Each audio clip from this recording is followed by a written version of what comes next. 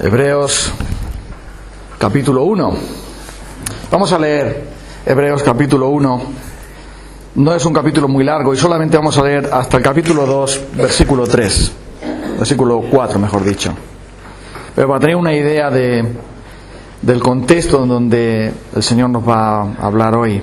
Dice: Dios, habiendo hablado muchas veces y de muchas maneras en otro tiempo a los padres por los profetas, en estos postreros días nos ha hablado por el Hijo, a quien constituyó heredero de todo y por quien asimismo hizo el universo, el cual, siendo el resplandor de su gloria, y quien sustenta todas las cosas por la palabra de su poder, habiendo efectuado la purificación de nuestros pecados por medio de sí mismo, se sentó a la diestra de la majestad de las alturas, hecho tanto superior a los ángeles, cuanto heredó más excelente nombre que ellos.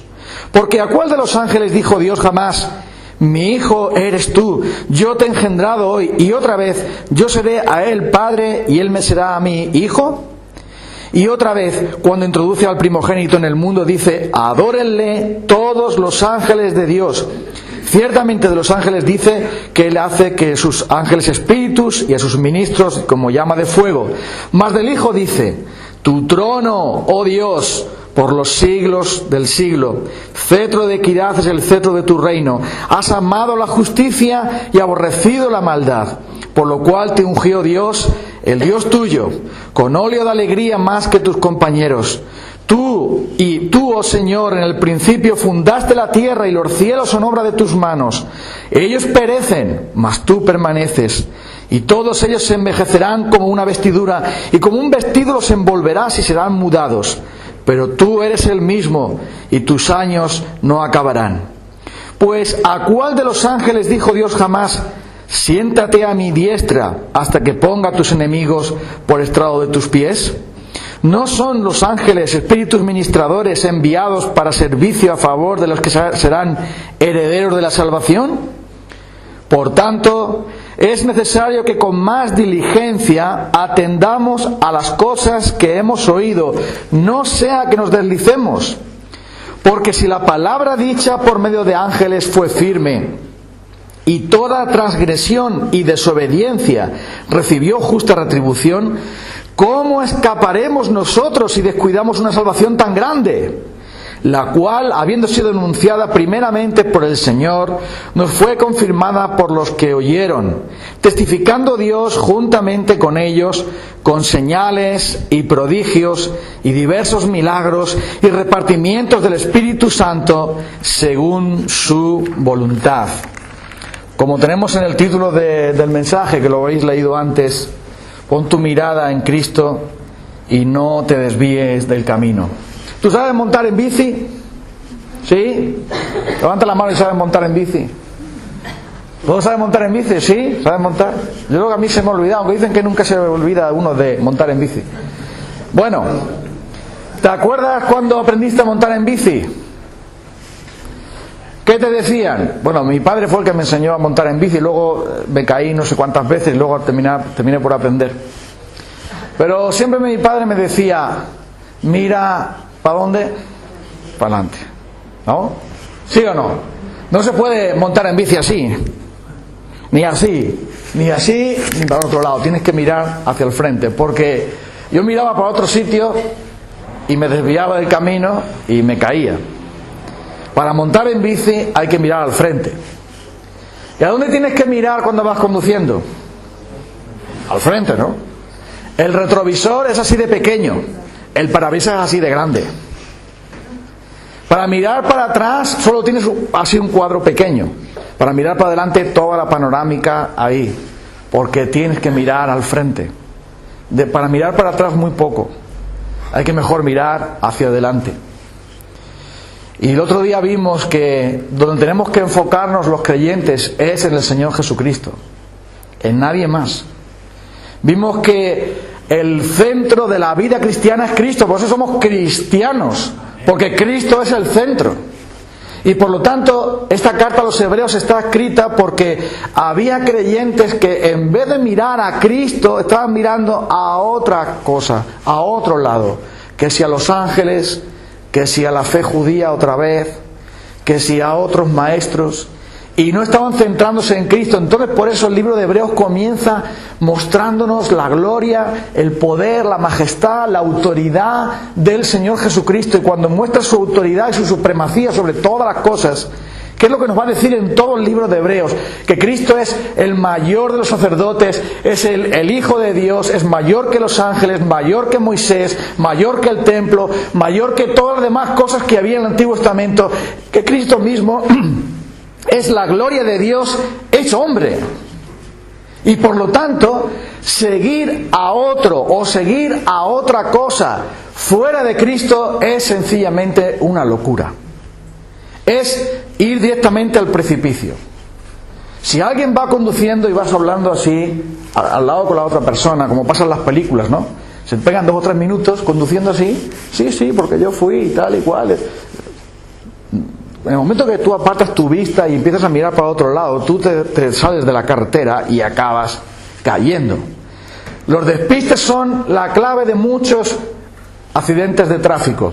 La mayoría de los accidentes de tráfico se producen porque no están mirando la carretera, sino que están mirando que si el WhatsApp, que si la radio, que si las tonterías que está diciendo uno, que si lo que va haciendo el otro, que si el retrovisor, que si no sé cuánto. La mayoría de los accidentes de tráfico, ¿sabes por qué viene? Porque te desvías. Porque te sales, porque no estás donde tienes que estar. Y la epístola a los Hebreos se escribió para una iglesia que se estaba apartando del Señor, apartando del Evangelio, apartando de la gracia, estaban yendo en dirección para caer por el despeñadero, para caer al precipicio, para salirse de la carretera, porque no estaban mirando al frente, a Cristo mismo, sino a otras cosas. Y ese es el gran problema que nosotros tenemos los creyentes, es que enseguida miramos hacia otro lado. En vez de tener nuestros ojos puestos en Cristo, estamos pensando en qué va a hacer el hermano fulano y el hermano mundano, y el mundano también, habrá el hermano mundano, y el hermano zutano y el hermano no sé cuánto.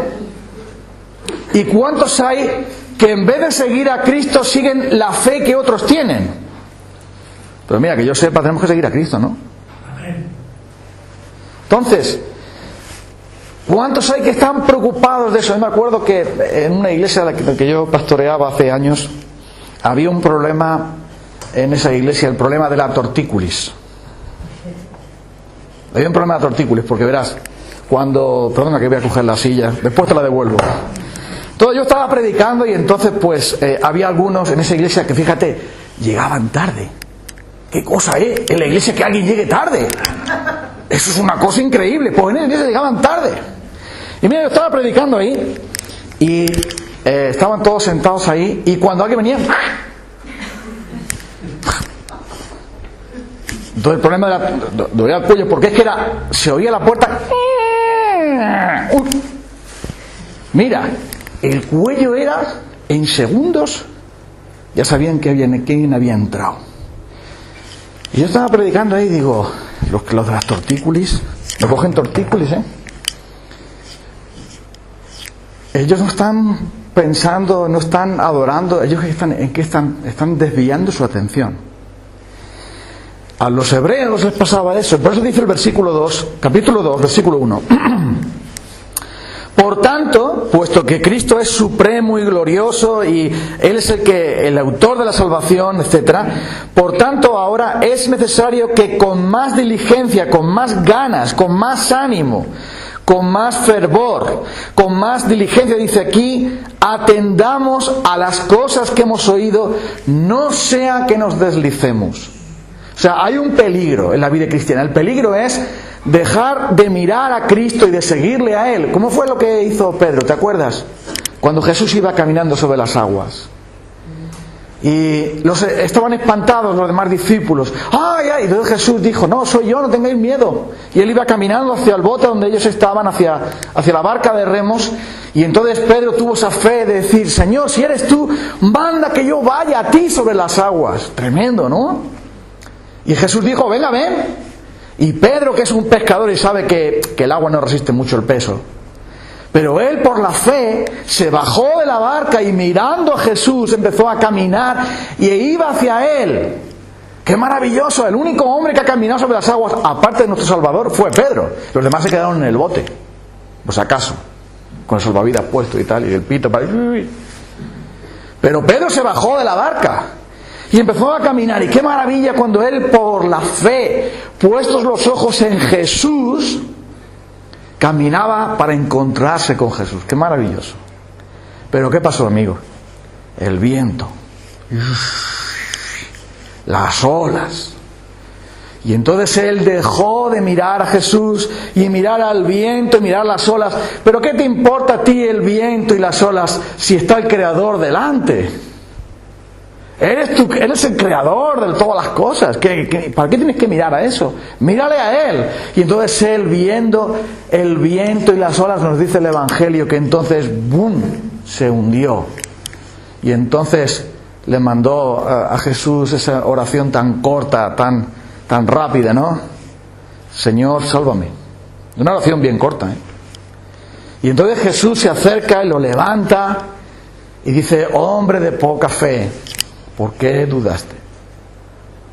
En el momento que Pedro dejó de mirar al Señor y centrarse en Él, en el momento en que él dejó de contemplarle a Él y de buscarle a Él y de caminar hacia Él, en ese momento él se fijó en el viento y no sé cuánto, y el agua y las olas y todo eso, y entonces en ese momento se hundió porque dejó de mirar a Cristo. Y eso es exactamente lo que sucede cuando alguien deja de mirar a Cristo. Que el viento y las olas y todo eso llega al final y se hunde. Así que dice aquí: por tanto es necesario que con más diligencia atendamos a las cosas que hemos oído, no sea que nos deslicemos. Esa palabra de deslizarse es una palabra que viene del mundo marinero.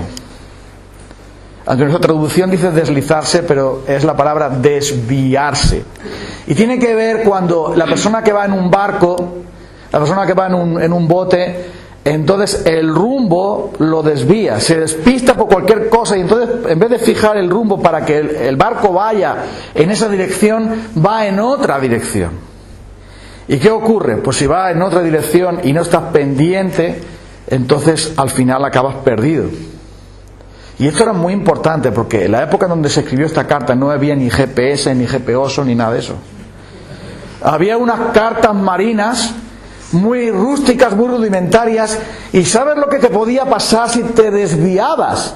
Que te metías mar adentro, desaparecía la costa y no sabías en dónde estabas, y lo que te va a pasar ahí es que te vas a morir, porque no vas a saber cómo regresar. Porque gran parte del océano no se conocía. Se tenía el miedo de que había una cascada ahí, que te caías, que te salías del planeta, vaya. Y entonces si te desviabas, entonces corrías el peligro de hundirte o de morirte en mitad de la nada. Y aquí dice el apóstol: es necesario entonces que con más diligencia, es decir, con más ganas, atiendas a las cosas que te han dicho, atiendas a las instrucciones que has recibido. ¿De quién? Del Señor mismo, para que no te deslices, para que no te desvíes, para que no te apartes. Y ese apartamiento, ese apartarse del Señor viene progresivamente. Tú sabes muy bien que no hay ningún cristiano verdadero que un día se levanta: voy a apartarme del Señor, estoy aburrido, tengo nada que hacer, hoy me aparto del Señor. No existe eso. Ningún cristiano se levanta del día a la noche a la mañana y dice: he decidido ser un apóstata, he decidido volver al mundo, he decidido vivir de espaldas a Dios, he decidido dejar de orar, he decidido dejar de leer la Biblia, he decidido dejar todo porque ahora me voy a hacer mundano. No funciona así. Lo que ocurre es que hay tentación, que hay un desliz, un apartarse de la mirada puesta sobre Jesús. Y es por esto que dice: cuidado, no sea que te desvíes. Mira, estamos empezando un año y donde tú tienes que mirar es al Señor Jesucristo, tienes que contemplar su gloria y centrarte en Él. No te centres en las personas, porque las personas fallamos. Es verdad que, por ejemplo, mi mujer es como Mary Poppins, es prácticamente perfecta en todo, pero también falla. Si nos centramos en una persona y ponemos nuestra confianza en la fe de otro, O como he leído en otra ocasión, apóyate en mi fe. No, mira, no funciona así. Tú tienes que tener tu propia fe para apoyarte. Si empiezas a mirar alrededor y a basarte en lo que otros hacen, entonces no estás mirando a Cristo y entonces tienes un verdadero problema. Hay que enfocarse en Él. Por eso dice, a las cosas que has oído, el evangelio que has oído, céntrate en eso, no sea que te deslices, no sea que pierdas el rumbo, no sea que acabes estampado contra las rocas, y sé vigilante, porque mira lo del Titanic, esto no se va a hundir nunca. ¿Has visto la película esa del Titanic? Eso por poco si termina, creo que todavía están echando la segunda parte. La película del Titanic, una nave con toda la tecnología de aquella época que nunca podía hundirse, un barco extraordinario que ni Dios decían podía hundirlo. No hubo falta que te viniera Dios, más que un bloque de hielo y ya está. ¿Por qué se hundió el Titanic? ¿Que no tenían un radar? ¿No sabían que había...? Claro que lo sabían. Sabían que había icebergs, sabían que había peligro, pero no hicieron caso.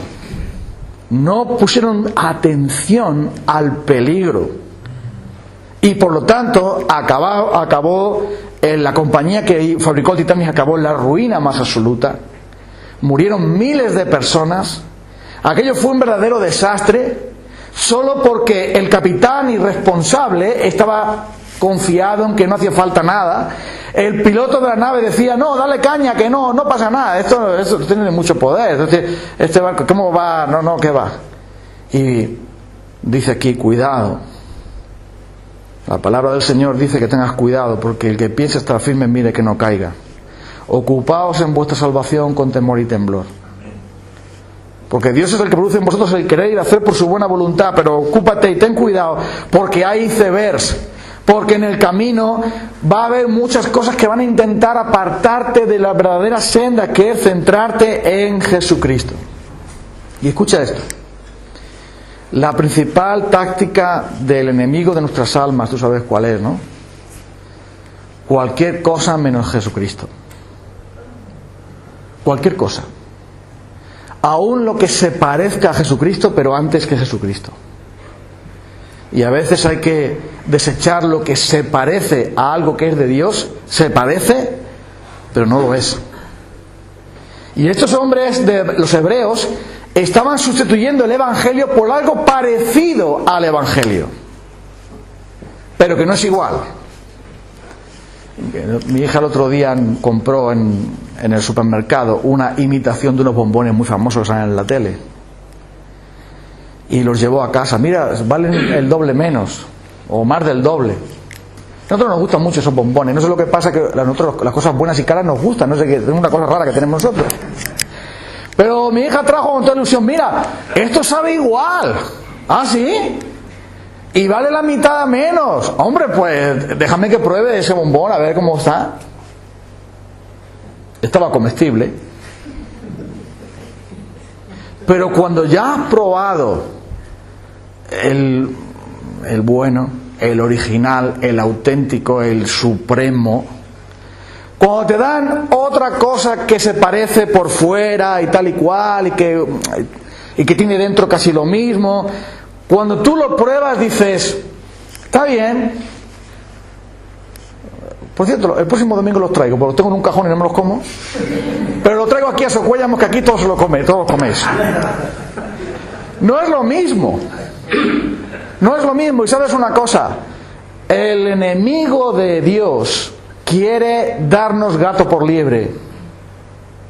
Quiere engañarnos con algo que se parece a Jesucristo, que se parece al Evangelio, que se parece a la verdad, pero no lo es.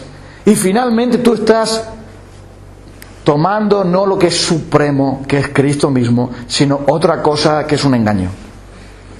Y si no, fíjate en las religiones que tenemos a nuestro alrededor. Todas hablan de Jesucristo. Los testigos de Jehová hablan de Jesucristo. Los mormones hablan de Jesucristo. El Papa Francisco habla de Jesucristo. Los ateos hablan de Jesucristo. Los musulmanes también. Los judíos que rechazan a Cristo también hablan de Cristo. Todo el mundo habla de Cristo. Los comunistas también hablan de Cristo. Todo el mundo habla de Cristo. Todo el mundo tiene que decir cosas de Cristo. Y todo el mundo pone a Cristo en algún lugar. Pero no están centrados en Jesucristo. no le reconocen a Él como el único y suficiente Salvador. No le reconocen a Él como el único a quien nosotros tenemos que fijar nuestros ojos y nuestro corazón. Y por eso nos va a decir luego Hebreos en el capítulo 12, puestos los ojos ¿en quién? En Jesús, Hebreos 12, el autor y consumador de nuestra fe. Es decir, aquel donde la carretera de Dios va justamente es Jesucristo y no hay ningún otro. Así que el autor de Hebreos empieza a decir, cuidado porque os estáis deslizando, cuidado porque os estáis apartando cada día, paso a paso, poco a poco. No te das cuenta, pero te estás alejando más y más y más. Y ahí no puede ser. Es como un camino que tomas un atajo y te das cuenta de que quieres ir al pueblo y cada paso que das estás más lejos del pueblo. Entonces empiezas a mosquearte. Oye, ¿parece que estamos más lejos? No, eso es un efecto óptico. ¿Un efecto óptico? La torre de la plaza ya no se ve, ¿eh? Sí, pero nos estamos acercando. No, el engaño es que ellos estaban deslizándose. Y la razón que da es el versículo 2, capítulo 2, versículo 2. Porque si la palabra dicha por medio de los ángeles, que ellos tenían mucha estima a los ángeles, la palabra del antiguo pacto, dicha por medio de los ángeles, fue firme y la transgresión, es decir, la desobediencia y el pecado recibió justa retribución, ¿cómo escaparemos nosotros si descuidamos una salvación tan grande? Dios dijo la palabra del antiguo pacto a través de Moisés y la ratificó con unos ángeles que se presentaron allí como dando testimonio de que esa palabra no venía de un hombre, sino de Dios.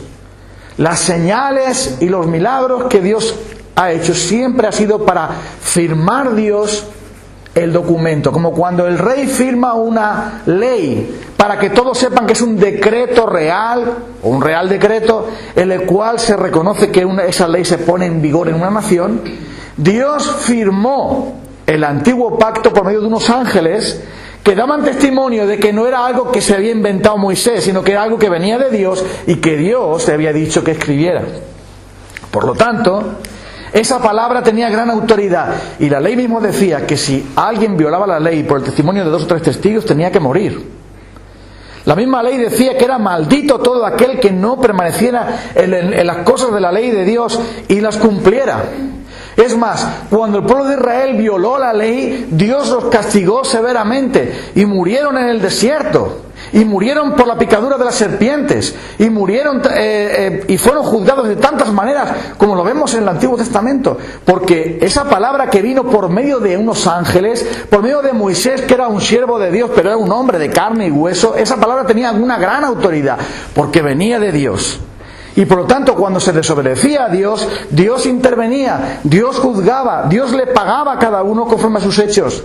Ellos desobedecían y fueron rebeldes a Dios y Dios los juzgó. ¿Cómo? A través de entregarles a ejércitos extranjeros, a través de la propia fuerza de la naturaleza, dejó de llover, hubo montones de juicios que vinieron sobre el pueblo de Israel porque ellos cuando pecaron, Dios intervino. La ley lo decía. Si tú te apartas de Dios, Dios se apartará de ti y será tu desgracia y será tu final. Entonces dice aquí el autor, un momento, tú dices que si la palabra de Moisés, que si la palabra de los ángeles, que si la palabra que vino de Dios es muy importante. Ah, muy bien, es verdad, estamos de acuerdo, muy importante. Y tú sabes que Dios juzgó a aquellas personas que se apartaron de Él. Muy bien, pues si la palabra que vino de unos ángeles tuvo gran importancia, ¿qué crees que ocurrirá cuando rechacéis o cuando os apartéis de la palabra que Dios mismo ha traído? Porque dice, esa salvación tan grande la trajo Jesús mismo en persona. La trajo el Hijo de Dios. Los profetas eran simplemente unos embajadores que daban un mensaje recibido de un rey. Así ha dicho el Señor. Y así ha dicho el Señor. Y eso es lo que el Señor quiere. Y vengo de parte del Señor para decir tal cosa y decir tal otra, y debéis hacer esto y lo otro, porque así ha dicho el Señor. Esa palabra aparece por todas partes. Así ha dicho Jehová, y el Señor me ha mandado esto, el Señor me ha mandado lo otro. Pero fue Jesús el que dijo, oísteis que fue dicho, pero yo os digo. Ya no era un hombre, no era un profeta, ni siquiera el más grande de los profetas, sino que era el verbo mismo, la palabra mismo, el evangelio mismo, Jesucristo mismo, el Hijo de Dios, aquel que tiene un trono con Dios, que es el verbo de Dios, es el Dios verdadero, vino a este mundo y trajo el mensaje. Si la palabra violada por esos hombres, dicha por Moisés y por los ángeles, tuvo un gran castigo, cuán grande será el castigo de aquellos que rechazan la propia palabra que Jesucristo mismo dijo. Y lo dijo muy claro cuando los judíos le rechazaban: si no creéis que yo soy, en vuestro pecado moriréis. Jesucristo es el único que pudo decir eso. Yo soy. Es Dios mismo. Y si es importante rechazar la palabra de un embajador, mucho más importante es rechazar la palabra del propio Rey. ¿Cómo escaparemos nosotros si descuidamos una salvación tan grande? ¿Y eso de descuidar qué quiere decir? Simplemente eso, descuidar. Dejar de enfocarnos en esa salvación y de seguirla para hacer otras cosas. Eso es descuidar. ¿Y qué es descuidar un jardín? Pues dejar de cuidarlo. ¿Qué es descuidar una viña? Pues dejar de podarla, de quitarle las malas hierbas, de cuidarla. Eso es descuidar. Y cuando se descuida, ¿qué ocurre? Pues viene la ruina. Todos tenemos que cuidar nuestro cuerpo si no queremos acabar mal. Todos tenemos que cuidar nuestro jardín si queremos que dé fruto. Todos tenemos que cuidar de nuestro trabajo si queremos mantenerlo. Todos debemos de ser diligentes en ocuparnos en las cosas que son importantes. Y entonces aquí el apóstol nos dice: no descuides la salvación, porque Dios mismo te la dio. Él te dio el Evangelio, anunciada primeramente ¿por quién? Por el Señor. Fue el Señor quien predicó esa palabra. Lo primero que hizo Jesús cuando llegó a esta tierra fue: el reino de Dios se ha acercado, arrepentíos y creed en el Evangelio. Ahí empezó, cuando ya Juan fue metido en la cárcel para morir, porque ya había cumplido su trabajo, Jesús llegó anunciando el Evangelio del reino. El Rey había llegado y aquellos que no creyeran en Él iban a ser juzgados. Entonces dice que fue anunciado por el Señor mismo y confirmado por los que le oyeron. Claro que sí. ¿Por qué fue confirmado? Porque ellos creyeron. Mira, primero de Juan capítulo 1 dice así: lo que era desde el principio, lo que hemos oído, lo que hemos visto con nuestros ojos, y lo que hemos contemplado y palparon nuestras manos tocante al verbo de vida, porque la vida fue manifestada y la hemos visto y testificamos y os anunciamos la vida eterna, la cual estaba con el Padre y se nos manifestó. Lo que hemos visto y oído, esto os anunciamos para que tengáis comunión con nosotros. Mira, ¿alguno de los que está aquí ha visto alguna vez a Julio César? Yo sé que Lorenzo tiene muchos años, pero no ha visto a Julio César. Sí, hombre, uno que vivió en el siglo I. El siglo I, hace poco tiempo, ¿no? Pero ¿hay alguien aquí que diga que Julio César no existió? ¿Verdad que no? ¿Y cómo sabemos que no existió? Tú no lo has visto, ¿no? Ah, lo he leído en un libro. ¿Y cómo sabes que es verdad? Porque hubo unos testigos que le oyeron, que registraron, que anunciaron que hubo un tal Julio César, emperador de Roma, que hizo un montón de barbaridades y alguna cosa buena también. ¿Por qué sabes tú que ese hombre existió? ¿Por qué sabes tú que ese hombre dejó cosas y las hizo? Porque hubo testigos que anunciaron y así se registró la historia. ¿La historia qué es? La historia son testigos presenciales que ponen por escrito lo que ocurrió para que los demás lo podamos saber. Tú sabes que existe el faraón rey de Egipto y sabes que existe Julio César y sabes que existen las demás cosas, no porque tú lo hayas visto, sino porque otros han dado testimonio de él. Y aquí dice que Jesús trajo la salvación. Y además dice que fue anunciada por los testigos, por los que la oyeron. Por eso dice el apóstol Pedro: nosotros no nos hemos dado a conocer el poder y la magnificencia del Señor Jesús, el poder y la gloria del Señor Jesús, siguiendo una fábula o siguiendo una leyenda. No, mi abuelito me contó que hubo uno, que si Pulgarcito. No.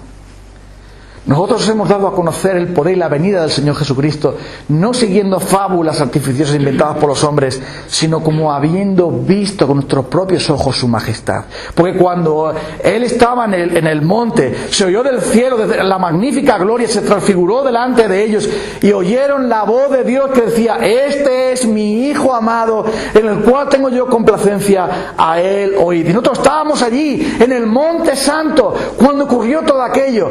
Pedro y los demás apóstoles que estaban allí también dieron testimonio de que Jesucristo es el Señor y lo registraron.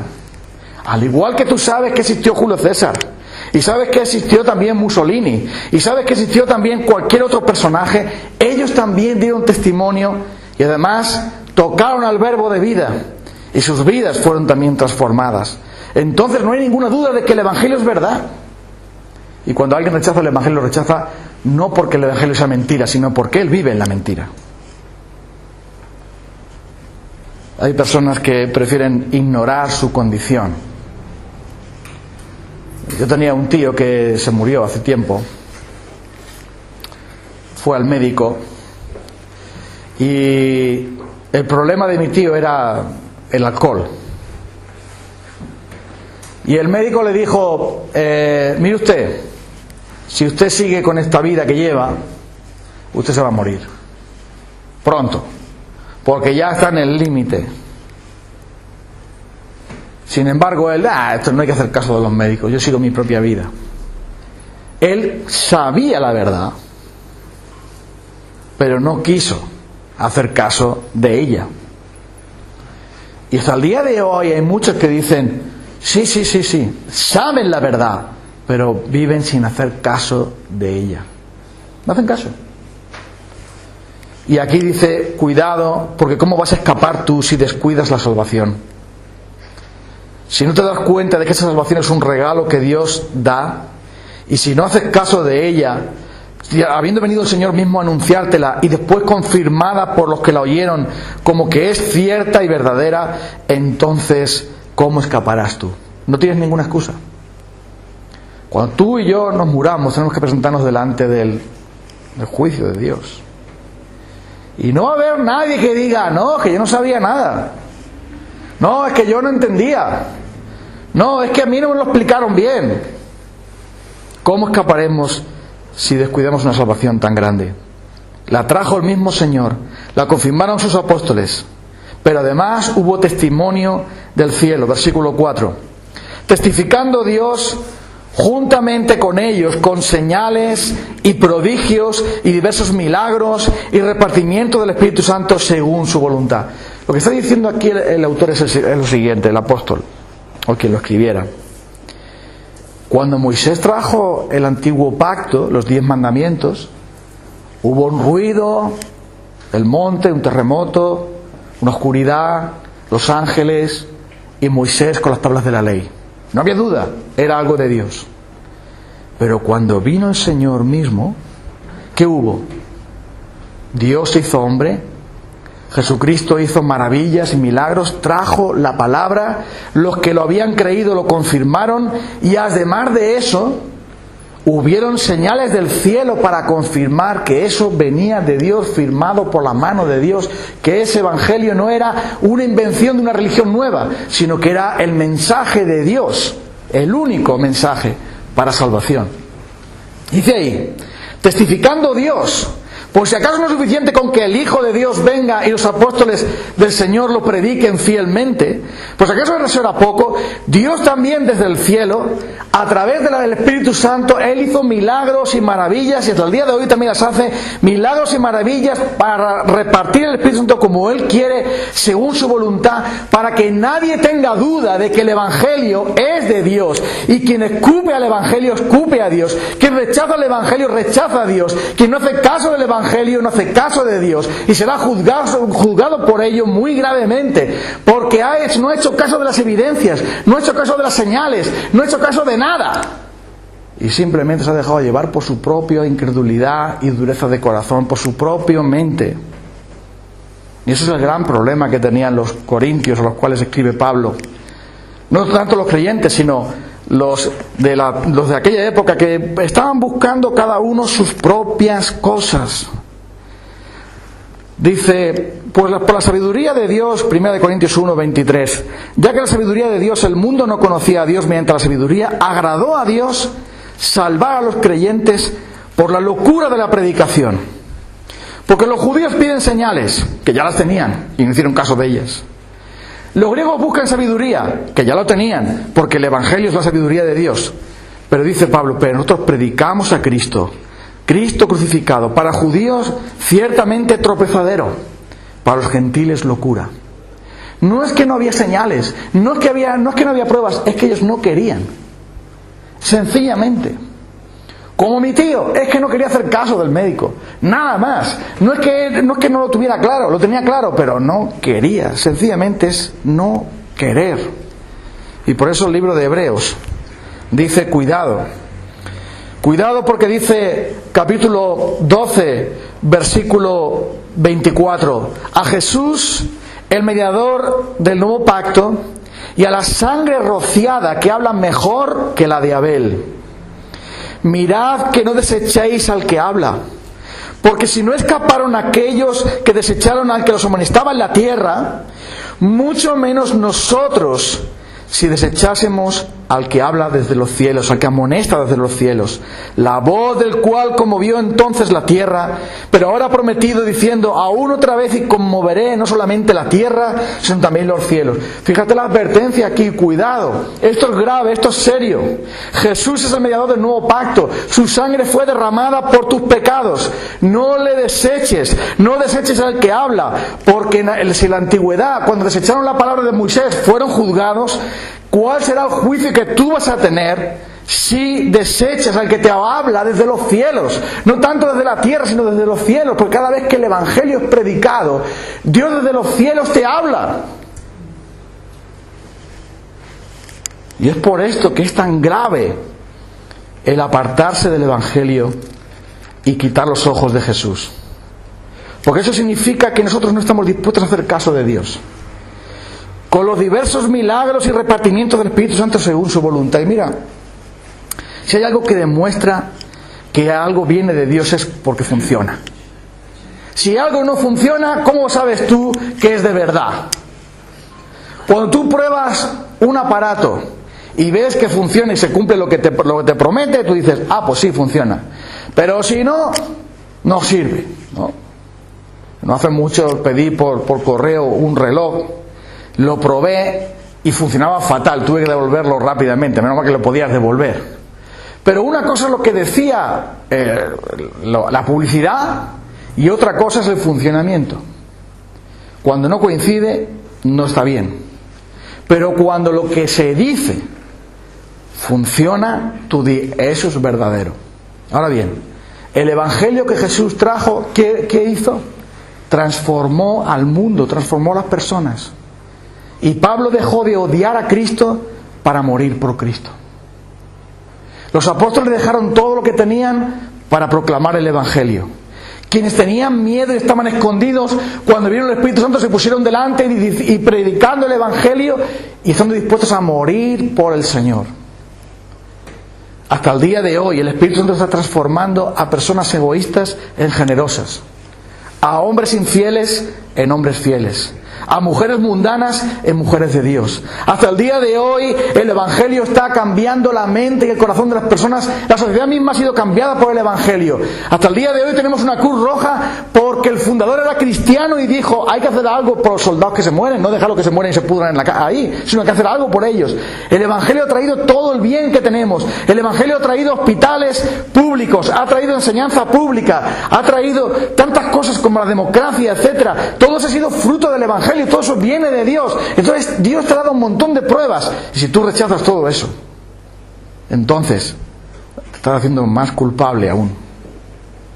Así que, dice aquí, testificada por Dios y por los profetas, con señales y prodigios y por el Espíritu Santo según su voluntad. Pero la gran señal, la gran prueba de que el Evangelio es la verdad, es la cruz. Esa es la gran prueba. Porque fue allí donde Dios demostró que el Evangelio es verdadero, cuando entregó a su Hijo por amor para morir por nuestros pecados. Cuando Él, que es el autor de la vida, cuando Él, por medio de sí mismo, purificó nuestros pecados, Él hace que la salvación sea tan grande. Algo es grande cuando alguien grande lo hace. Hay una gran obra de arte porque un gran artista lo hizo, si no, no sería grande.